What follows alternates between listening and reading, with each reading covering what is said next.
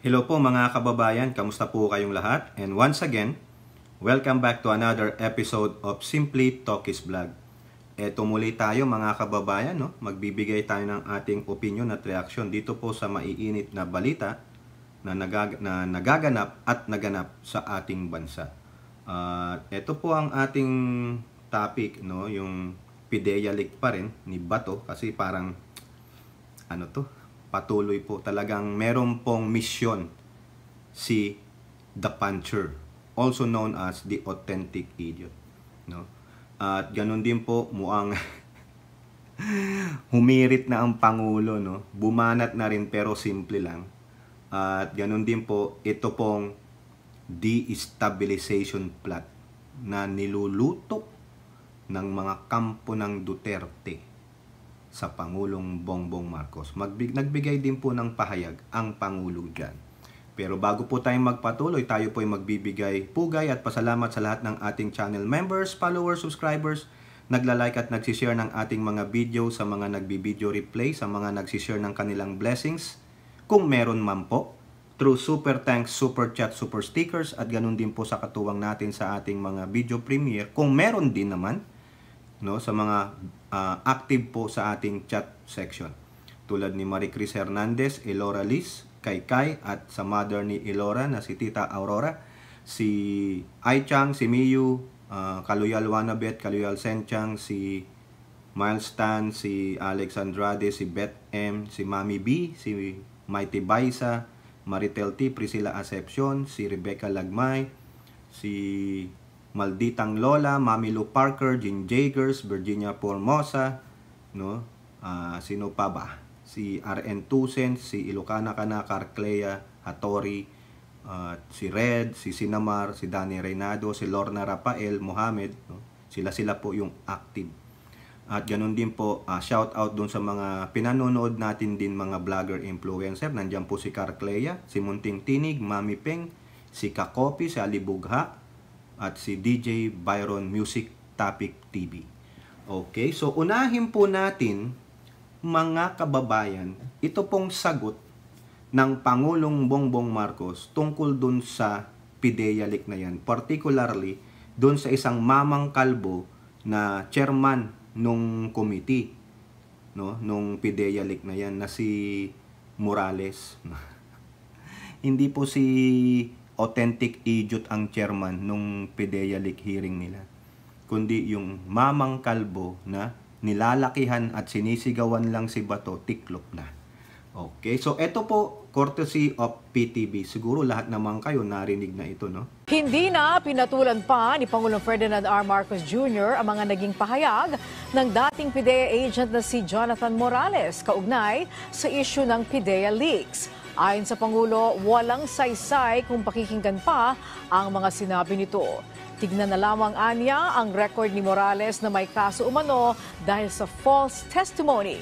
Narito po ang pahayag ng Pangulo. Mahirap naman bigyan ng importansya yan. You know, this fellow is a professional liar. At parang jukebox yan eh. Kung ano ihulog mo na, basta maghulog ka ng pera, kahit anong kantang gusto mo, kakantay niya. Oo, kaya walang saysay. Tignan mo na lang ang kanyang record. Tignan mo na lang kanya, may kaso siya na false testimony. O yan, ganyan. Ilan bang marami siyang history na kung sino-sino sinasangkot, kung saan-saan. Hindi, parang yun ang hanap buhay yata niya. Kaya professional liar ang tawag ko sa kanya. So yan po, no, mga kababayan. Kung gusto nyong mag-hire ng isang professional na sinungaling na gagawa ng kasinungalingan ninyo, i-hire nyo si Morales. Sino po yung agent niya? Kontakin nyo lang si Bato. Di ba, para lang celebrity yan? If you want to get the services of the entertainer, you have to talk to my manager. Or his agent, di ba? O sapin nyo lang. Yung agent ko, nandyan na yan.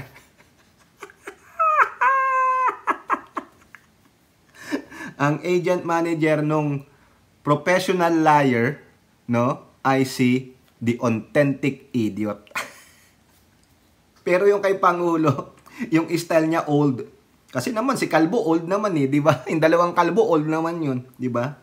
Oh, para lang yung bumibili ka ng sa soda machine. A1. Uy. Si Frank Sinatra. Wow, ano 'yun? And now the end is near. And so I face the final curtain. Yan po ang piniling awit ni Bato. Through the jukebox. Through the jukebox. Jukebox ba, Pangulo? Ni professional liar Morales. Bakit po pinili ni Bato yung My Way? Ha? Di ba Frank Sinatra yan? I did it my way. Di ba? Bakit? Kasi Bato o si Authentic Idiot is doing his own way. Moto proprio, hindi siya nakikinig sa mga sinasabi ng kapwa niya mambabatas. He is milking it. Kasi, ito ring si Bato, ha? Sa palagay ko, isa ring sinungaling. Di ba? Mamaya, sasabihin ko sa inyo, bakit ko nasabing isa ding sinungaling? Kakiskisan siko niya yung kanyang entertainer eh. Ikaw ba naman agent nung professional liar? Ano ka? Di ba? Bakit? Eto mga kababayan, sabihin na natin sa inyo ang katotohanan. Eto, bakit natin nasasabing baka sinungaling din si Bato? Ha? Malalaman nyo. Eto. Bato on alleged Marcos Soriano drug use. Just plain info. Far from truth. Di ba? Info lang daw yun. Wala pa daw sa katotohanan. Di ba? Ayan ang gusto niyang ipalabas sa atin. Ha? Sabi niya, it is just plain information and is still far from the truth. That remain an information. That remain an information. Malayo po yan sa katotohanan na talagang drug user si Marcos Soriano at former Senator Bongbong Marcos. Ganon. Diba? Plain information, malayo pa daw sa katotohanan. Pero, you are only sugarcoating it. The true intention is not the leakage of that document. It is the information that is contained in that leaked document. Ayun ang imamagnify eh. Diba? Kaya nga yung ibang senador na point of order ka na. Ang gusto mo lang i-point ay yung PIDEA leak. Hindi para palawigin pa yung inyong investigasyon na tatakbo talaga doon sa dalawang katao na naganap pa nung 12 years ago na kung saan it is just an pre-operation. Kaya, information lang yun, tama siya. Pero there is an insinuation already that is already implanted to the minds of the people na drug user na. Diba? If you implanted a narrative, nandun na kaagad eh. The assumption, ang iisipin kaagad ng tao, mapaglaro yan. Diba? Ay, addict pala ang Pangulo at si Miss Maricel. Diba ganun kaagad eh? Without supporting any facts or evidence that talagang magpapatotoo doon. Yun, pre-operation, wala ngang naganap. Even the informant, they cannot tell. Dahil sa totoo lang, wala, bogus, gago. Di ba ba to? Napakalaki mong gago. Talagang idiot ka. Eto, balikan natin, May 11, bago lang to sa politiko, inulit lang, Anong sabi ni Bato? Talagang pinangangalandakan niya na naniniwala siya na hindi gawang artificial intelligence yung dokumento na yon. Kasi bakit? Authentic daw eh. Biruin nyo, tingnan nyo yung report na to, Tingnan nyo tong report na to. This report is insinuating. Diba? Nakita nyo? Implicating Marcos in drugs. Authentic So therefore, ikaw Bato, iba talaga ang layunin mo eh. Na talagang palabasin na nagdudroga ang Pangulo para ano? Patunayan yung sinasabi ng mga kasamahan mo na si Roque, si Glenn Chong at yung iba pa, lalo na ang Pangulo mo na bangag ang Pangulo. Pero anong mapaputunayan mo? Sige, granting. Bangag ang Pangulo noong 2022. Can you prosecute him now at this point of time? Sige nga. Di ba? Oh, meron po akong nabasa dito sa post ni Benji Contreras. Ha? May nag-post po, nirepost niya lang, isang netizen. Ha? Eto, sinasabi dito. Teka lang, hanapin ko. So eto mga kababayan, Senator Bato na authentic idiot. Ha? Eto, granting. Sige, pagbigyan natin. Granting. Can you prosecute him now? Ngayon ba naganap yung pagbabangag ng Pangulo? Ngayon? That was what? 12 years ago? Di ba? Ito ang sabi ng isang netizen, ito, pakilala na natin yan, pasensya naman po sir. Itong si Jemmy Gatdula, anong sabi niya? At the end of the day, you cannot prosecute or impeach a sitting president for drug use committed allegedly before he became president. Tama naman. Ano ang relevance nun? Ngayong presidente siya na doon. Ha? But you can prosecute a former president for any crime, including alleged agreement into clearly disadvantage to the country, extrajudicial killing, and inciting to sedition. Also, kung ang panuntunan ni Bato, kung gagawin niya ngang i-prosecute itong presidente na ito for alleged lang walang patunay. Walang patunay. Hindi rin inamin ng Pangulong Bongbong Marcos na he's doing drugs back then. Ha? Kailangan mo ring imbestigahan ang dati mong Pangulo at naglagay sa'yo bilang PMP chief na si Duterte. Bakit? Siya ay may pag-amin ng paggamit ng ipinagbabawal na gamot. Ano yon? Marijuana. Nung kabataan niya. Bakit? Hindi ba involved yun? Mismong bibig niya nang galing. Admittance. Pag overdose, ng fentanyl. Di ba? Fentanyl is a controlled drug. Inabuse mo. O ano ka? Mismong sa bibig niya galing. Pero binabawi niya, sabi niya, gago kayong mga Pilipino, naniwala kayo. Di ba? So anong relationship niyan? Dito, mas kinapabulaanan mo pa Bato kahit na ano pang spin ang gawin mo. Sabihin mong hindi gawa ng AI yan kasi nakita mo. Nakita mo talaga yung butas ng puncher. Magpapatunay kasi daw, ang gawain daw noon, base dito sa sinasummarize ko na report ng Politico, kasi daw in old days, ganun ang pagfa-file ng dokumento. Way back then, 2012, 2010, o whatever have you. Diba? O ngayon, sige, Bato, bibilib ako sa'yo pag yung napalabas mo yung dokumento na yan. Yung authentic hindi gawang AI. Ha? At sino ang nag-leak? Di ba ang sabi nga ni Jinggoy, ikaw ang nag-leak? Kasi siya ang kausap ni Hitad eh. Sino pa ba? Kung hindi niya mapapatawag si Hitad, sino ang nagbigay sa'yo ng dokumento na yan? Ang susi dyan, yung Hitad eh. Sino ang nagbigay ng dokumento sa'yo na yan? At anong karapatan nitong Hitad na ito dito sa LA na magkaroon ng ganong kopya ng PIDEA report? Hindi naman siya nagtatrabaho sa PIDEA, hindi man siya government employee. She is a possession of nakaw na dokumento. So therefore may kaso rin siya. Ano yon? Abetting.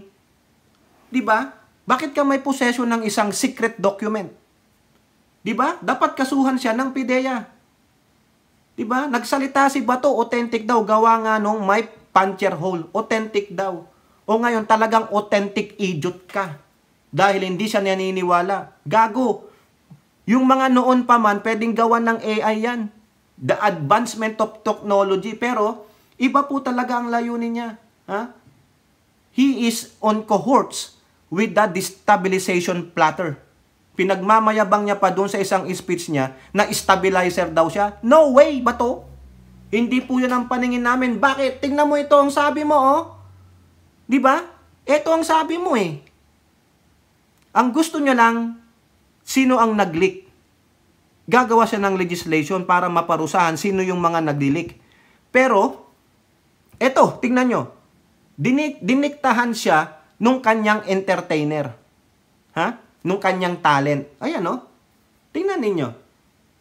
Kung there was an attempt to stop the operation dahil pinigilan ng isang opisyal ng gobyerno, then the public has to know the true picture, the true circumstances during that time. Kaya pinapatawag natin si dating Executive Secretary Paquito Ochoa.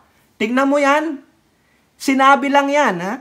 Sinabi lang yan nung kanyang talent. Ngayon, nagsanga na, di ba? After that, sakaling pumunta yan, anong next niyang gagawin? Ipapatawag ng presidente, imbestigahan niya na. Ganon yan eh. One thing will lead to another. Diba? Ang gusto mo lang, sino ang naglabas ng dokumento na yan? Yung nilalaman niyan para sa akin, it doesn't matter na kasi wala na yan eh. Hindi naman naimbestigahan. Hindi nangyari. O now, kung sakaling pupunta dyan ng Executive Secretary Paquito Ochoa, sasabihin niya, pabubulangan na niya yung sinabi ni Morales. Sinong paniniwalaan mo ngayon? Kung sinabi ni Ochoa lang, Kung sinabi ni Ochoa na hindi ako ang nag-order niyan, dyan sa late Director Carlos Gadapan, tinan nyo, dinamay nyo pa yung tao na nananahimik na sa hukay, paano niya pa i-depensa yung sarili niya? Kung sabihin ni former Executive Secretary Paquito Ochoa, wala po sir. Wala kaming ganyang in-order. At the same time, wala akong nakitang ganyang order or dokumento. O what you gonna do? What's the next move?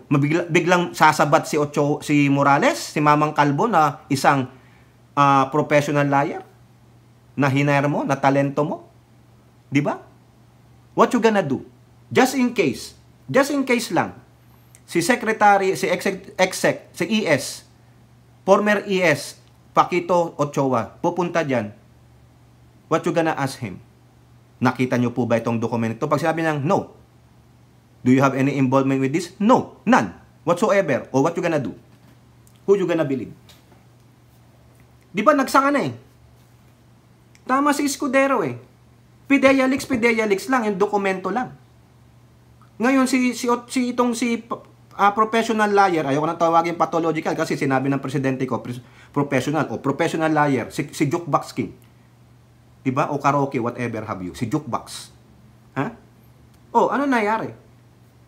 Nagsangay. Panay ang banggit ng pangalan. No? Wala naman doon sa Pidea Leaks. Papatawag niya. Pag sinabi ni former ES Ochoa, wala akong kinalaman yan, di ko alam yan. What you gonna do? Are you gonna call the names of the two involved in that? One thing will lead to another. Ganun po ang ginagawa nung si professional liar, the Jukebox King. Ayaw ko nang isama dito yung sinabi niya kasi may nag-interview sa kanya, masasabi niya. Sabihin ko na sa kanya, FU. Hindi kita bigyan dito ng airtime, gago. Professional liar ka, ba't kita paniwalaan? Diba? Diba ba to? Huwag mong sabihin wala kang intention talaga. Kasi yan ang dikta ng amo mo eh. Ha? Bakit? Di ba pinakita ko na sa inyong mga kababayan na siya ay bata ni Digong. Ayan tignan nyo. Ayan Bata siya ni Digong eh. Ang dami niyang nalagpasan ng mga seniors niya. Ha? Ilan yung mga nalagpasan niya? Sinabi ko na yan sa inyo mga kababayan. Na-i-vlog na po natin yan. How many seniors upperclassman niya ang nalagpasan niya. Ito Ha? Courtesy of Benji Contreras. Ulitin lang natin. Na-bypass niya ang kanyang mga senior officers na mula pa sa PMA Class 1983, 84 at 85. Na-bypass niya ang dalawang Deputy Director General, the 3-star rank, 19 na directors, 2-star rank, at 105 chief superintendents, 1-star rank sa pag-upo niya bilang PMP chief. Kita mo yon? Police chief lang siya sa Davao eh. Hindi nga siya natalagas ganitong director or whatever eh. Di ba? Oh, sige nga. So anong ni Bato? Nasaan ang loyalty niya? Yung mga pag-ganon niya? Hindi ako naggaganon. Hindi ako part ng destabilization. Gago. Huwag mo kaming gaguhin, Bato. Alam namin ang true nature mo. Oh, ngayon, ayaw niyang tigilan. Sinasabi na nga ng mga mambabatas, di pa siya tapos. Di ba? Si Adjong, may masakit na sinabi na sa kanya, ganun pa rin, wala pa rin. Bakit? Tingnan nyo yan, oh. Meron pang third hearing. Ha? Ayan. Notice of public hearing. Oh. The Committee on Public Order and Dangerous Drugs will continue to motu proprio public hearing, blah, blah, blah, blah. Oh, May 13. Oh, yun na naman, tuloy pa rin. Anong gusto niyang palabasin? Kasi gusto niyang igiit. Tulad ng sinasabi ko sa inyo, one thing will lead to another. Ang katapusan niyan, gigisahin yung dalawang nandoon sa dokumento na yan. Kasi ayan talaga ang gusto nila. Pabagsakin ang Pangulong Bongbong Marcos. Kasi unang-una, naninindigan ng Pangulo sa West Philippine Sea, kaya galit na ang China. Pangalawa, mukhang totoo po yung sinasabi ni former Senator Trillanes na lalabasan na ng warrant ang ICC kasi may nabalita na po yung mismong abogada ng mga biktima nagsalita na rin. Uunahin muna si Digonggong ninyo. Tapos iniimbestigahan na si Albayalde at si Bato. Kaya nga di ba nagsalita si Bato na iiyak siya yung upper classman niya na tinulungan niya na hindi matanggal sa gobyerno dahil bata ni Panot. Ngayon, hinahayaan niya ang mga investigador ng ICC na mag-imbestiga. O di ba nakita mo yung color niya? Ha? Nasaan doon yung spirit of fairness, Bato? Ibig sabihin, may utang na loob sa'yo yon, tao na yon, kaya dapat pigilan niya. In spirit of utang na loob, nasaan ang fairness? Nasaan ang justice to the other side? Yung mga nabiktima ng EJK ninyo. Di ba? O yan. Sa another Lunes, sasakit na naman ang ating ulo. Kasi one thing will lead to another. Pag meron na namang pag nasusukol na si Morales, no, yung mamang kalbong professional liar, the jukebox king, magbabato siya ng ibang idea. Minsan, sinasalo siya nung kanyang agent. Diba? Kasi talent siya eh. Professional nga siya eh. Diba? Professional liar. Laglagan mo yan ng 25, ikakanta niya lahat. Ano gusto mong kanta? Lower do, upper do? C-note? Flat?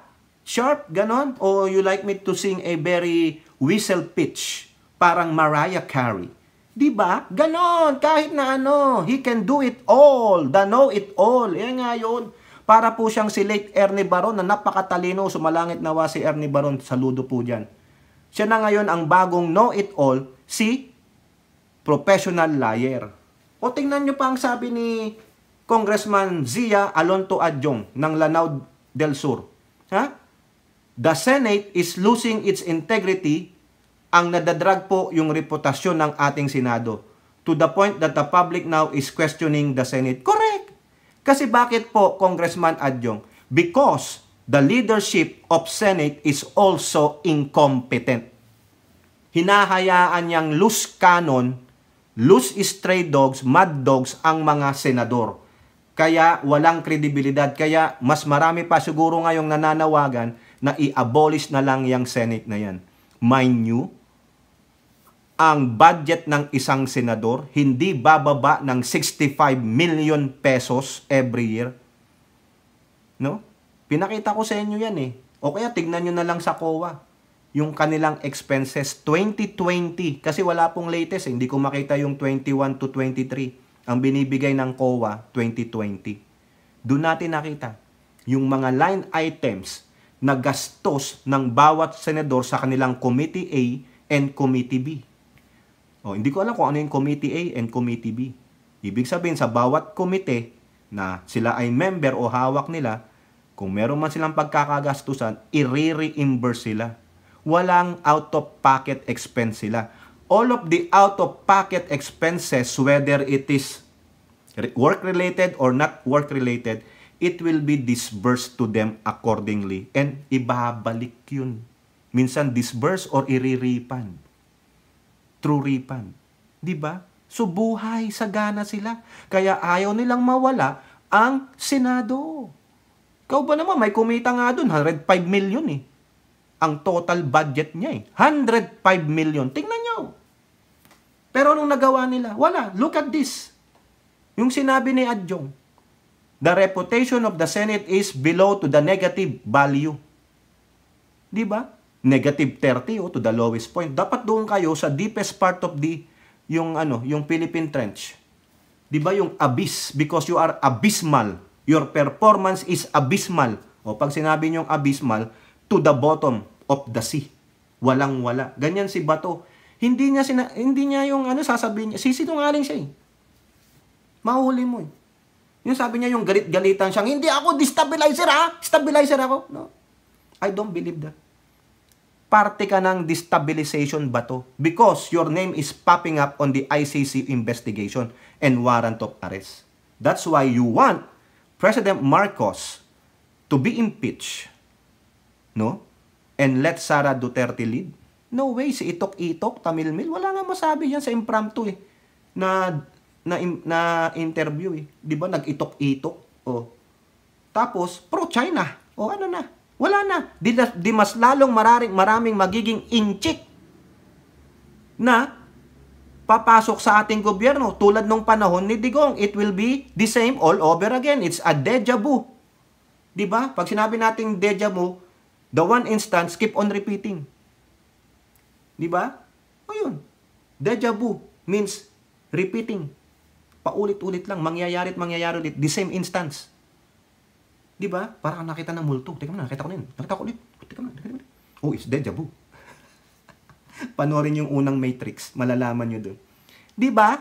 Oh, yung sa Parmali, yung sa DOH, yan, nilabas ng ombudsman. Guilty sila sa pag-iimbestiga ng ombudsman of grave misconduct, no? Graft and corruption. 3 doon inchik na infiltrate ng mga Chinese nationals na hindi naman mga Pilipino ang gobyerno ni Digonggong. O ngayon gusto nyo paupuin si Tamilmil, si Itok-Itok? Eh di ganun din. It's a deja vu. Di ba? It's the same all over again. Inchik na naman, kaya makakalusot sila dito kung sakaling patatalsikin nilang Pangulong Bongbong Marcos. No, dito ang tuwa si Bato. He aided them. Hindi nyo lang alam yun. He's one of the agent of destabilization. Di ba, Bato? Wag mo na kaming lokohin. Hindi nyo kami maluloko. Kayong mga kupal kayo. Di ba? Ito po. Punta tayo sa destabilization. No? Yang si Bato, matigas talaga ang mukha niyan. Thick face. Tulad ng thick niyang ulo. Pero ang laman, wala. Hangin. Kasi nga, authentic idiot. Pasensya ka naman ba to? Magalit ka na kung magalit ka na. Pero, last mo na to ha. Last mo na. Hindi ka na makaulit sa 2025. Ibasura nyo po yan. Ayan, tingnan nyo. Yan Basuran nyo yan. Huwag kayong maniwala dyan na hindi siya destabilizer. Huwag kayong maniwala dyan na stabilizer daw siya. De-stabilizer ka. Yan ang sinasabi ni Trillanes. Pare-pareho lang naman kayo. Di ba? Pare-pareho lang kayong disgrace sa PMAers, no? Yung mga PMAers, saludo po tayo as long na magandang ginagawa nyo para sa bayan. Pero ito rin si Trillanes nagkudita yan mutiner yan Di ba? Dahil din sa kanya kaya nagpatiwakal si General Reyes, di ba? Kapwa mo wala sige kayo mag-away-away, pare-pareho naman kayong PMAer. Pero ito po ang sabi niya active ouster plot, Duterte camp attempts EDSA two-style move versus Marcos. Ayan. No? Yan po ang sinasabi ni Trillanes. Mukhang credible tong sinasabi ni Trillanes kasi yung ICC warrant of arrest, credible Di ba? Nabahala din ng DOJ. Ha? Bakit ko nasabing gano'n sa ICC topic natin? Meron tayong article diyan. Don't worry about it. Di ba, Elora Aichang? Don't worry about it. No? Magko-content tayo dyan ng ICC para lalong mawindang ang mga wet packs ng mga despicable supporter ng Duterte. Yan sabi ni Trillanes. Citing information from intel sources, Trillanes claimed the Duterte forces already made 5 attempts. 5 na pala. to destabilize the government since Marcos assumed power last year. Ay, grabe talaga pala ito. Antindi ng intel ni Trillanes, mas magaling pa siya sa intel talaga ng mga pulis. No? Sino kaya ito? Uy, magbigay naman kayo ng info. Di ba?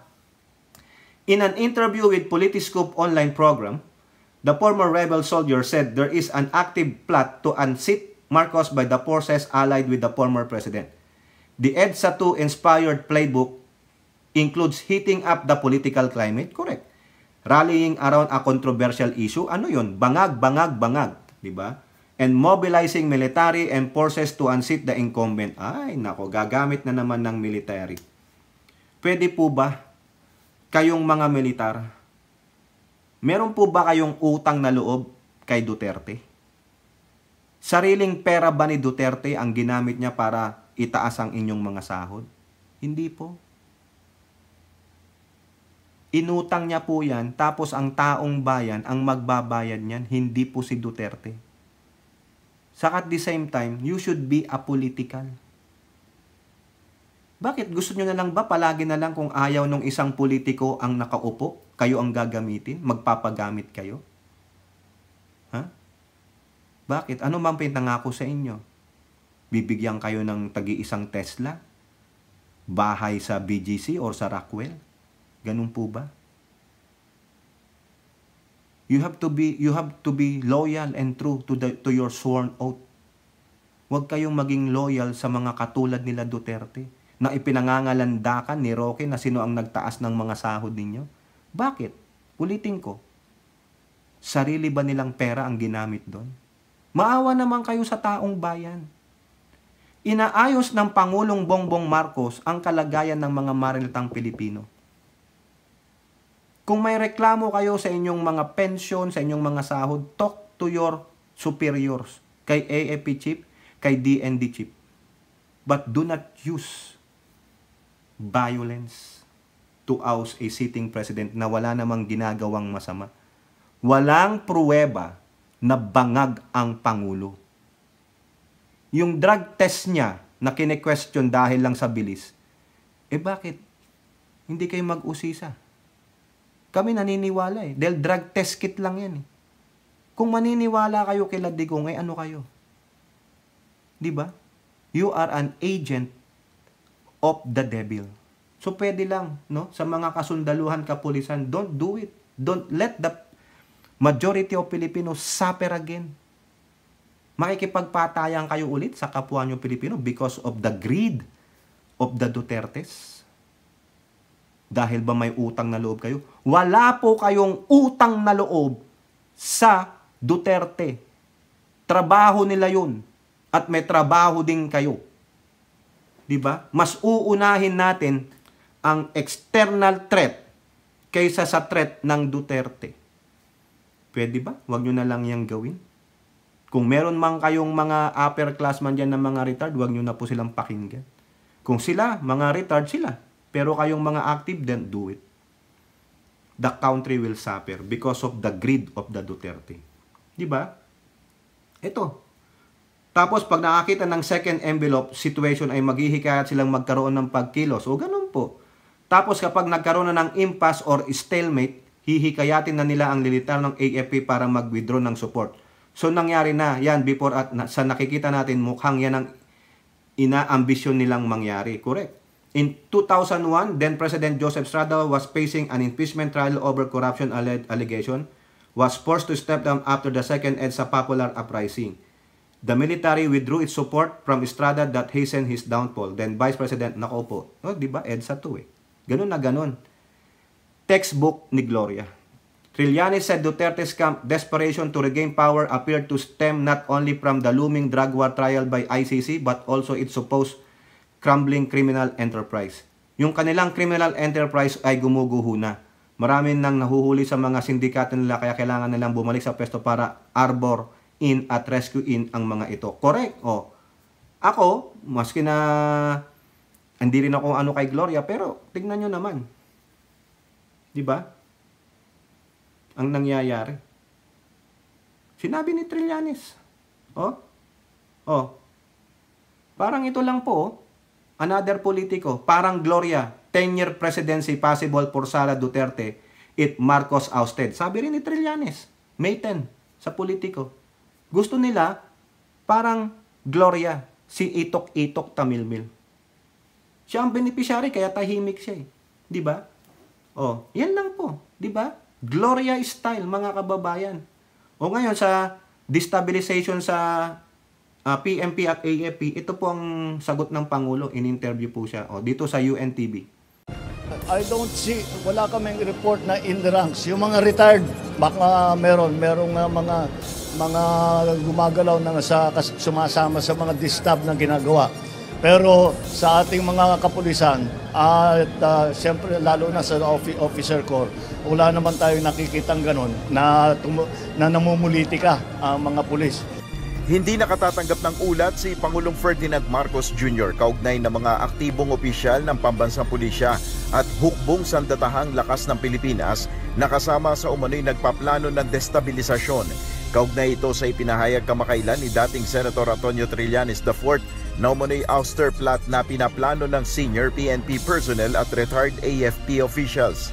Ayon kay Pangulong Marcos, wala siyang alam na mga pulis na namumulitika na maaaring masangkot sa planong pagpapabagsak sa Administrasyong Marcos. Giit ni PBBM, wala siyang nakikitang dahilan upang pagsagawa ng loyalty check sa hanay ng mga pulis o ng Armed Forces of the Philippines sa gitna ng umuugong na may desktop plot laban sa kanyang administrasyon. So, ang loyalty check, hindi ko alam kung ano yung loyalty check katotohanan. Anong sasabihin mo doon sa tao? Sasabihin, loyal ka ba sa akin? Siyempre, oo ang sagot nun, di ba? Kahit na hindi siya loyal sa'yo.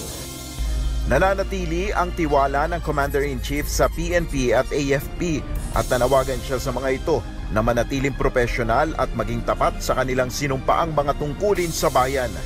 Ang ano ko naman, kahit hindi mo ako binoto, okay lang sa akin. Basta't maging professional ka, gawin mo yung trabaho mo ng tama. Yun lang naman ang hinihiling ko sa lahat ng pulis, sa lahat ng armed forces. Nel Maribho, UNTV News and Rescue. Diyos ang aming sandigan, serbisyo publiko ang aming pinahalagahan. O yan po, mga kababayan. Maliwanag. Wala siyang natatanggap na report. Sinabi na rin po ng PNP yan, no? Si PNP Chief Marbil with the follow-up of PNP spokesperson Colonel Jean Pajardo. Ganon din siguro yan sa AFP. Sana magsalita na po si General Browner at saka o kaya through Colonel Padilla, yung spokesperson. Di po ba? Pero, ang sabi ng Pangulo, tingnan nyo ha, narinig nyo, baka sa hanay ng mga retired. Yan ang ingatan. No, yung mga senior officers, siyempre, retired sila. Baka, di ba yung ang manifesto of support, ilan yun? 139 na mga retired officers daw ng AFP or PNP. Mga bata ni Digong. O sige, you try it. Pero sana sa mga junior and active po na mga opisyal, sana sabi ng Pangulo, maski na hindi nyo ako binoto, pero ang ano ko lang sa inyo, you work professionally. Di ba? Kung may hinaing po kayo, go with the dialogue. Mabait naman ang ating DND chief eh. Napakahusay ng ating DND chief. Napakahusay ng inyong AFP. So what? Because of the Duterte? Ganun ba? Sige, you try it. Try nyo. Tapos, lahat kayo, kung kayo ay mahuli na nagdi-destabilize, tanggalan lahat kayo ng pension. Kakahiya kayo sa taong bayan. You will sacrifice the Filipino people na hirap na nga sa pamumuhay, sa mahal ng mga bilihin, no? Hindi na nga maka-afford ng kung ano, whatever luxury they want, except yung mayayaman talaga. Tapos sisirain nyo pa ang bansa natin. Gusto nyo lang iupo ang isang gago na makachina. Sabi niya sa interview niya, I love Xi Jinping. I love China. If I will become a president, I will reverse everything. Oh, yung report ng ombudsman, nakaw ulit ang mga inchik. Ipaplander ng mga inchik ang kaban ng bayan, mga kababayan. So papayag ba kayo doon, kayong mga kapulisan at kasundaluhan? Are you gonna withdraw your support? Anong nagawa sa inyo ng presidente? Sino ba ang inaatake? Ha? Anong ginawang balik ng presidente? Wala, nagtatrabaho. Tapos kayo, kung sakaling mag-withdraw kayo ng support, anong tatawag ko sa inyo? Mga hudas. Mas matindi pa sa mutineer. Mga hudas kayo kung gagawin nyo yan. So please, wag lang. Wag na. No? Kung may hinaing kayo, yung legitimate hinaing ninyo sa inyong mga benepisyo, idulog ninyo. Makikinig naman ang presidente sa inyo. Di ba? Pero yun lang didinggin nyo, sinasabing bangag-bangag ang Pangulo, dadalhin tayo sa gera. Meron bang ebidensya? Di ba? Pag-aralan nyo maigi. Because your career and your life is in line. Hindi lang yung inyong buhay, yung inyong kinabukasan, kundi yung kinabukasan din ng pamilya ninyo. You will be a disgrace to the society pag napatunayan kayo ay parte ng destabilisasyon. Kasi ayaw namin yan. Tama na po. Dahil lang sa kapritsyo, kagahaman ng Duterte, no? Dahil sa udyok ng China, ano kayo? Na-impluwensyahan kayo. Akala ko ba apolitical kayo? Ano ang sworn oath ninyo? Nag-oath taking ba kayo kay Duterte that you will defend the Dutertes only? Dahil lang ba tinaasan ng sahod ninyo, benepisyo ninyo, that's it? No! It is their duty to the Filipino people. Pagsilbihan dahil niluklok sila bilang mga kawani ng gobyerno. Wala kayong utang na loob doon. Trabaho nila yun. Dahil kayo naman ay nagbabayad ng taxes. Di ba? Huwag kayong maniwala kay Roque. Wala nga siyang naiambag sa inyo eh. Di ba? Tama, mali. Kaya don't do it. You will just sacrifice your career and your life and the life of your loved ones kung sakaling magkatotoo yan. Pinagtatawanan tayo ng mga Chekwa. Ibig sabihin, you are fighting for the Chekwa? Ganon? Sa kagustuhanan ng Chekwa dahil sa West Philippine Sea, gusto nila maghari-harian sa Pilipinas? Kita nyo yung mga pinasok ng mga ni Duterte sa gobyerno? Mga Chinese nationals, papayag ba kayo na i-infiltrate ng Chino, ng mga Chekwa ang gobyerno? O ano kayo? Diba? O kayo po mga kababayan, ano pong inyong masasabi dyan? Comment down below and don't forget to like and share. Hope to see you on our next videos. Bye-bye. God bless.